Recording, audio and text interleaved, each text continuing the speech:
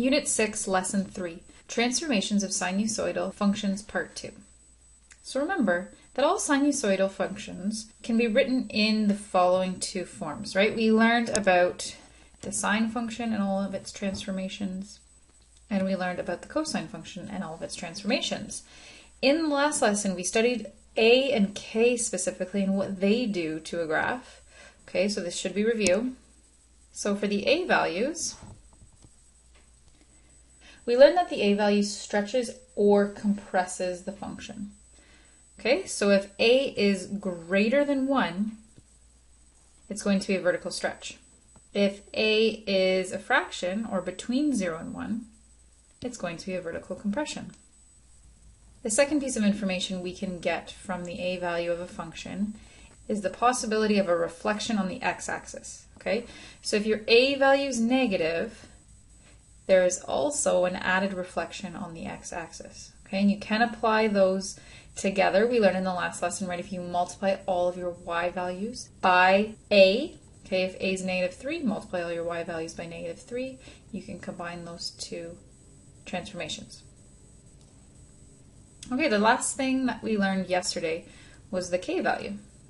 So the K value adds either a horizontal stretch or a horizontal compression.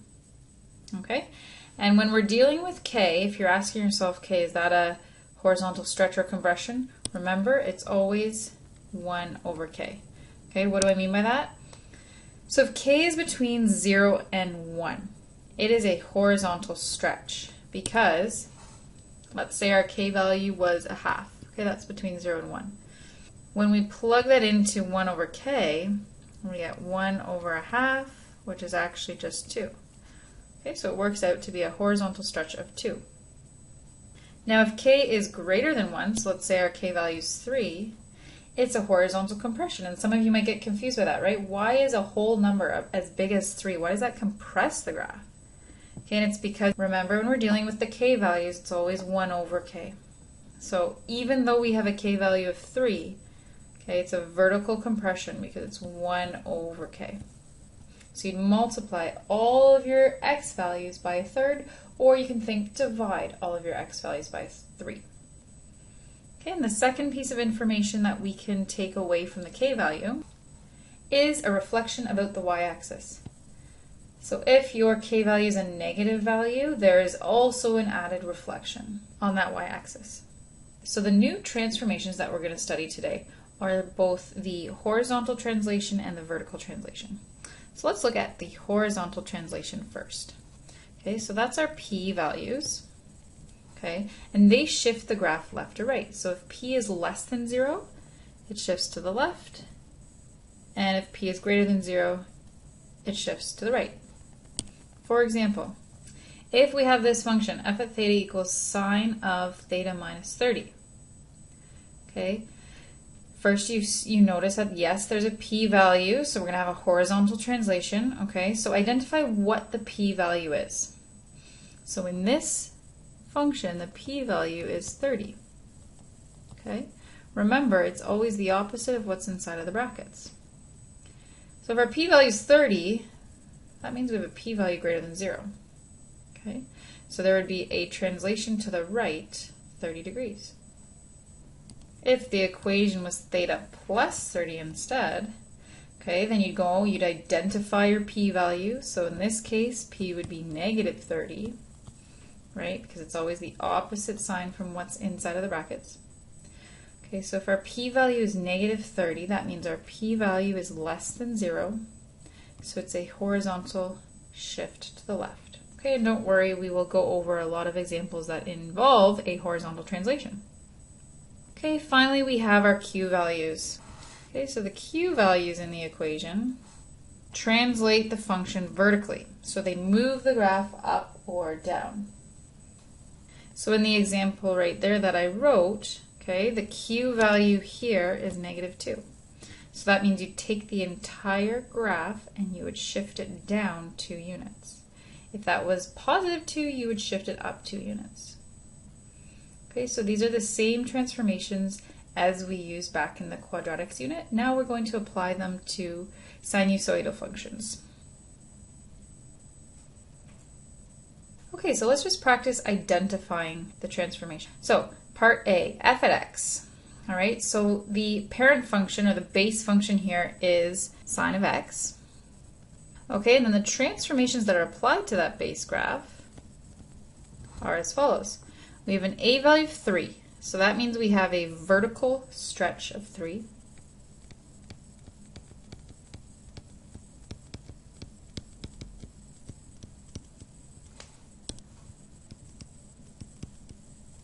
We have a k value of 4. So remember, when we're dealing with our k values, it's always 1 over k.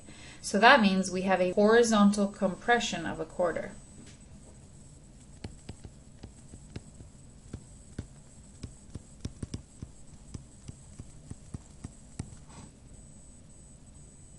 And finally, we have a q value of +1, so that means we have a vertical translation up 1 unit.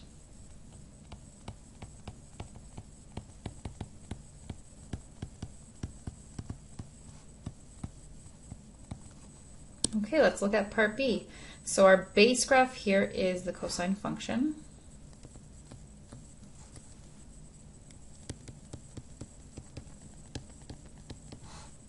And then the transformations that are applied to this base graph are as follows.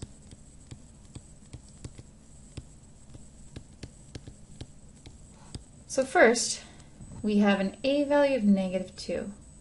So that means two things. First, it means we have a reflection about the x-axis because of the negative sign. Second, we have a vertical stretch of 2 because the a value is 2.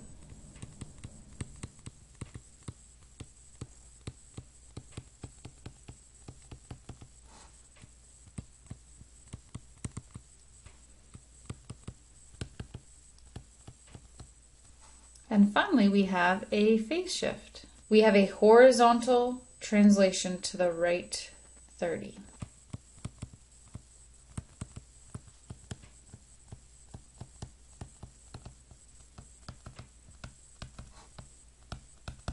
Okay, and a common mistake that's made is people see that negative sign and they think, oh, it's to the left 30. But remember, you always take the opposite. Okay, so it's actually positive 30 for our p-value, so that means we're going to the right 30.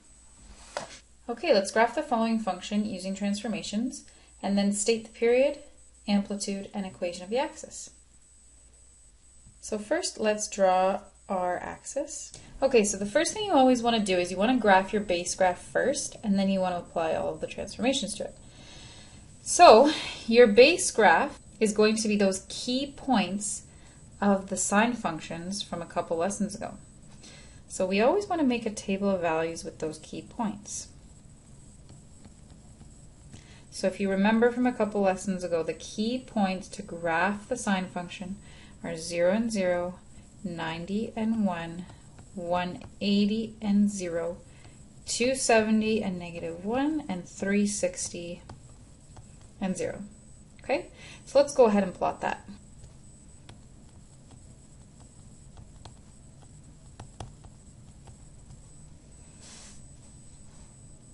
Okay, now let's apply our vertical stretch and our reflection. So in order to do that, I'm going to multiply all of my f at theta values, so the y values in the table of values.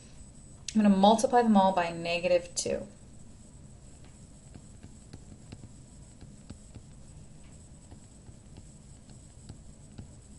Because that will apply the reflection because of the negative sign and the vertical stretch because of the 2.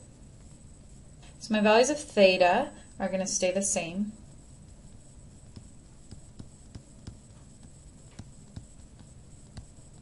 But then I'm going to take each of those f at theta values, or those y values, and I'm going to multiply them by -2.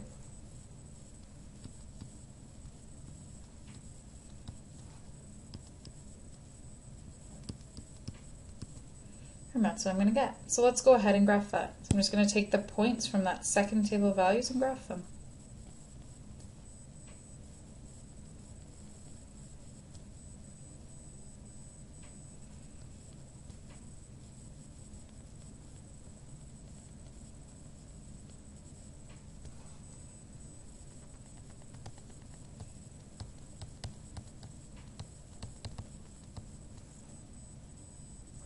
So that red graph is now transformed to include the a value of -2.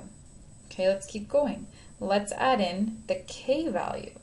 Okay, so our k value here is 1/2. So that means we need to multiply all of our values of theta. So the x values in the table of values, we need to multiply them all by 2.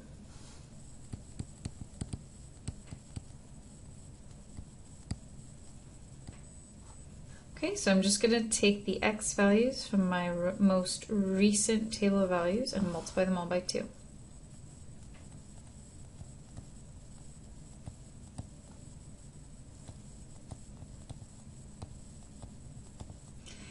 And my y values are going to stay the same.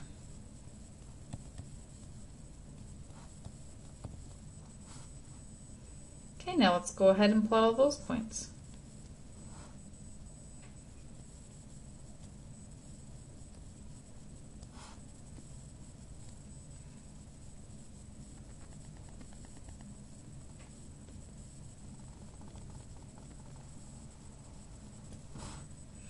Okay, so that pink graph represents f at theta equals -2 sine theta over 2. So we're almost done. The last transformation that we need to apply is our q value.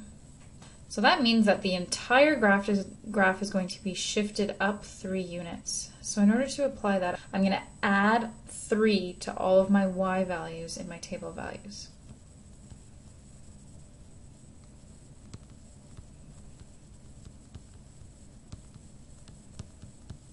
So I'm going to take all these guys and add 3 to them.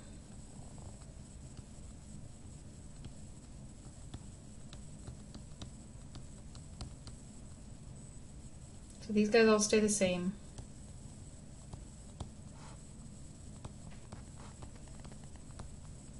And these guys change.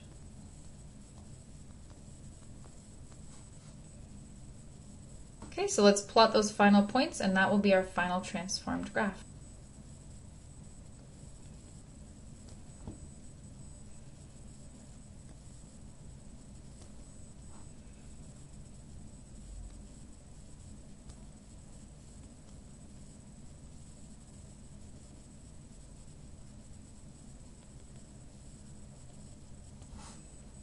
Okay, so that blue graph is our final transformed graph.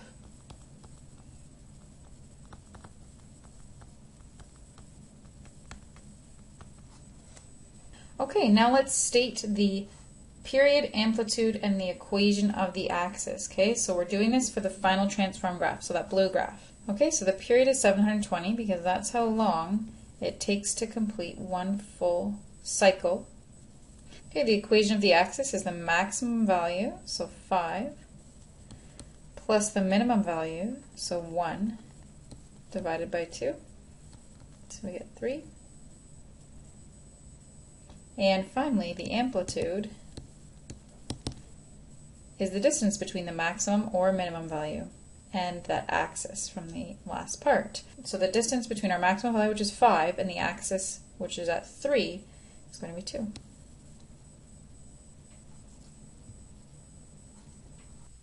Okay, so let's graph g at x. So the first thing we want to do is start with our base graph.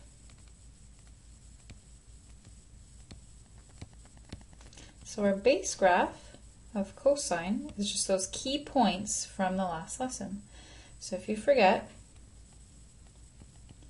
our key points for cosine are 0 and 1, 90 and 0, 180 and -1, 270 and 0, and 360 and 1. So let's plot those points.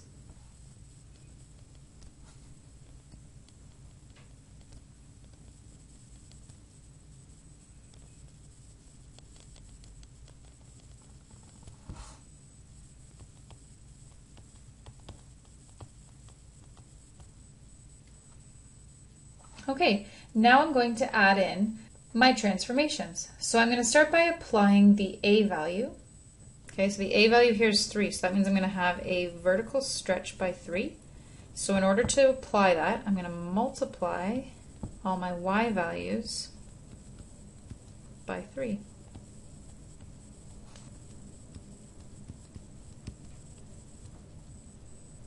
Okay, so it's going to turn out to be 3, 0, -3, 0, and 3. Now I'm going to apply my k value at the same time. You're more than welcome to do this in the same table of values. So my k value is 3. So that means I'm going to multiply all of my values of x by 1 over 3, which is the same as dividing all my values of x by 3.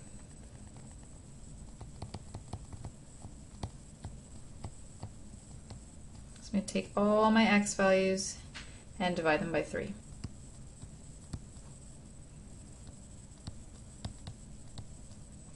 Okay, so let's go ahead and graph this now.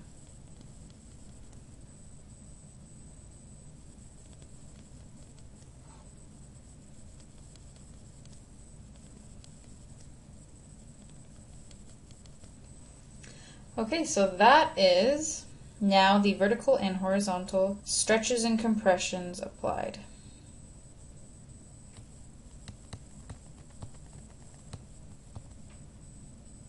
Okay, now I'm going to apply my phase shift. So I have a phase shift of 180, so that means we're going to go to the left 180 degrees. So I'm going to subtract 180 from all of my x values. Okay, so I'm going to take each one of these x values and subtract 180.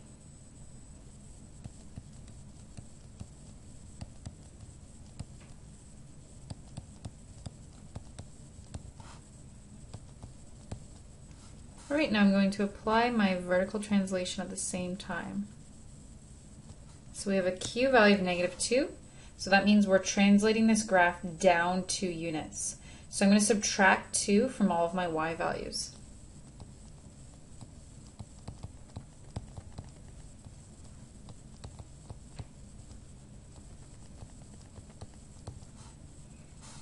Okay, so I'm going to take all these values and subtract 2.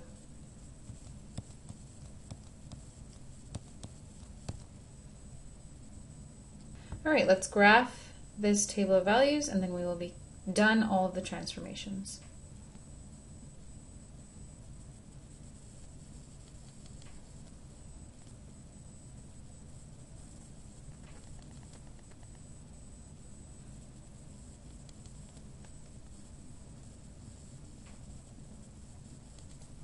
Okay, so that pink graph is the final transform graph.